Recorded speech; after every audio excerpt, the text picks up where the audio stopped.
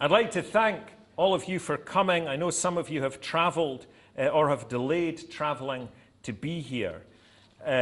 So I'm very grateful for that. I'm also, I have to say, I'm very grateful to Mary Smith of Dumfries and Galloway Life, who sent a photographer who took rather a fetching photograph of me for an article on dying villages. And when I put in a wee postcard, it's about the Dying Villages project that I've been working on with the book tonight. This book is dedicated to my family, and so most of the poems are family poems. But I have to read something from the earliest collection, Rough Seas, and I've chosen, on a night like this, in this beautiful landscape, Summer Running.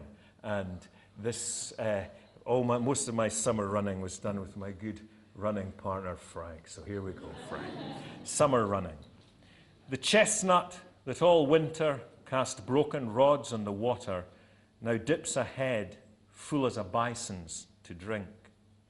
The once bald arterial oak crowns the field like a green rococo keep. And our quiddity, our glory, we arrive newborn beneath the green light of birch arrows, hoping, if we run hard enough, to live in a season where the tang of wild garlic is the only hint of loss, and the haze of bluebells is everywhere, like desire. The flower. I find you gone, as you said you would, a walk alone in the early morning, and to get a paper. Strange then, in this your first absence, not to be thinking of complications, to pose the testing questions. How exactly do you feel? What's the next move from here? Or to rise from this crumpled bed and pad barefoot, cat-like around each empty room, breathing easy as your postcards and toilet bag lie open-mouthed before me. Such thoughts would make you shake your head. Funny man you are, funny man. Yes, just lying here, arms akimbo, sensing my life hum in the silence. I picture your busy clockwork walk round the still coves. The silver water barely ripples as you launch the first hopeful skiffy stone into the bay. 2 skips, and all human warmth is washed from it. Memory, too, has done with it. But when you stoop to recall yesterday's names of Tormentil and Thrift, the red-tipped claw of Birdsfoot trefoil snags on your mind. And now I almost feel it, your hair falling in my face when you bring me coffee, a paper, and a wildflower that's new to us both. It is that moment I wish I could hold to. The unnamed flower between us, turning in my fingertips, washed by our mingled breaths, a room for our eyes to live in. How close will we get to this flower before it burns like any other patch of colour? Here let it turn in our eyes' thirst to know it as it now is in all its fragile delicacy, its short-lived perfection. And turn one more time before I reach for the book to name it, if it should have a name, and you take it and carefully place it and press it. So this is a poem called Animal, for people with new babies. Animal. Early morning, the sun a wheel, if there was one, on the far horizon, and we in a tall old baobab tree, the hot dung smell of the veldt rising up to greet us. In the safe water hole below, 4 buffalo roll. The gazelles relax their shivering skins. Squawk, brip, bip, bip, eek, eek, eek, eek. The old ark settling its timbers on the blue open sea. We 3 are locked into stillness, the first mumbling words several lifetimes away yet. Our son reaches a warm arm across one of your breasts to draw milk from the earthen stack of your nipple. My head resting at the soft edge of his is a smudging of skins too far. His plump hand swipes at me, and a sweet tooth of milk is lost to the fold of your breast.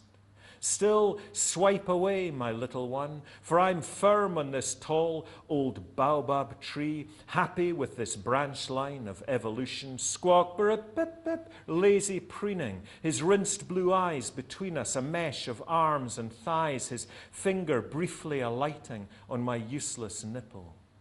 So this is innocence, this measureless moment when all that concerns us is the hot shuck of skin or the casual dismissal of a fly. But restless at last, he twists between us, and I reach an arm just through the arch of his back to take him in my arms. There, gently, I blow and suck, suck and blow into the soft creases of his neck. The animal in him stills, attentive to the new, as the warmth spreads until I am taking as well as giving succor. Breath, a trick, kindling of God, source of music, stirring of these lines. Breath breaks our animal spell. Yet, when the bright morning finally insists, I leave the safety of this, our crumpled old baobab tree. It is with a snort, a loose-lipped whinny, that naked I hunt down my clothes. Here's a poem called Sleepless. This is a family poem in Spain, northern Spain, very hot, and of course you can't sleep in the middle of the night, sleepless.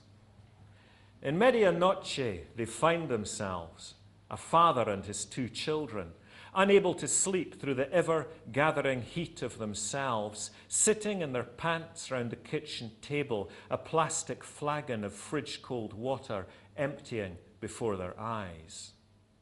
There is something secretive meeting like this, the children's naked chests brushing the table's edge as upstairs their mother sleeps on, wound in her tangle of sheets. Though whatever the secret is, it remains unspoken, shared like a scent of hilltop time.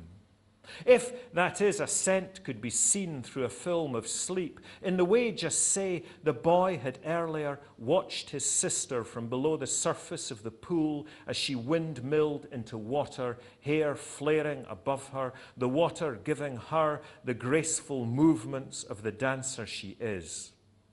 Moments later, he had popped up, raising goggles, wiping eyes. How did I look, she'd asked. How did I look?